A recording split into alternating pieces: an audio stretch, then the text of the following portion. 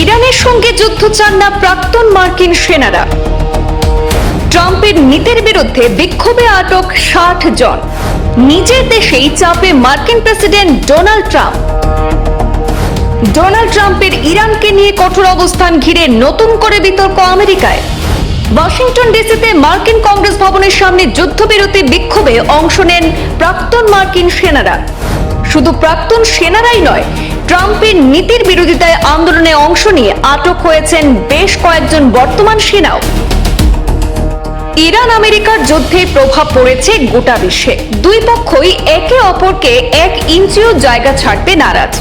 ইরানকে ঘিরে আন্তর্জাতিক রাজনীতিতে উত্তেজনা বাড়লেও যুদ্ধ নিয়ে ভিন্ন মতামত স্পষ্ট হয়ে উঠছে আমেরিকার ভেতরে।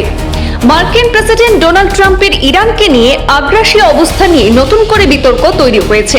একদিকে ইরানকে হারাতে বারবার যুদ্ধের পথে হাঁটতে চাইছেন ট্রাম্প, অন্যদিকে আমেরিকার বহু প্রাক্তন সেনারা সরাসরি যুদ্ধের বিরোধিতা করছেন। এই নিয়ে বিক্ষোভের জেরে গ্রেপ্তার হয়েছেন ৬০ জন।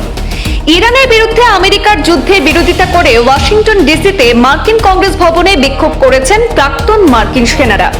স্থায়ীভাবে ইরানের যুদ্ধ বন্ধের দাবিতে সরব হন প্রাক্তন সেনারা, আর তা নিয়েই তৈরি হয় অপ্রীতিকর পরিস্থিতি।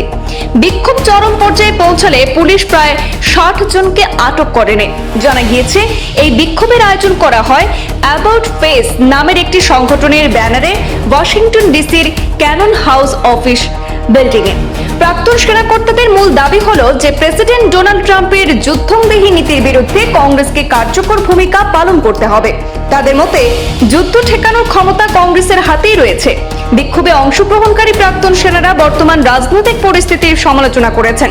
তারা বলছেন, সাধারণ মানুষকে বলতে হচ্ছে যে তারা যেন ট্রাম্পের বিরুদ্ধে অবস্থান নেয় এবং নিজেদের সাংবিধানিক দায়িত্ব পালন করে। অর্থাৎ আমেরিকার মানুষই ট্রাম্পের ভূমিকায় খুশি নন। প্রাক্তন সেনারা ইরাক যুদ্ধের সময়ের কথা তুলে ধরেও বিক্ষোভ দেখাতে থাকেন। পরিস্থিতি হাতের বাইরে গেলে পুলিশ সকলকে সরে যাওয়ার কথা বললেও প্রাক্তন সেনারা বিক্ষোভ চালিয়ে যেতে থাকেন।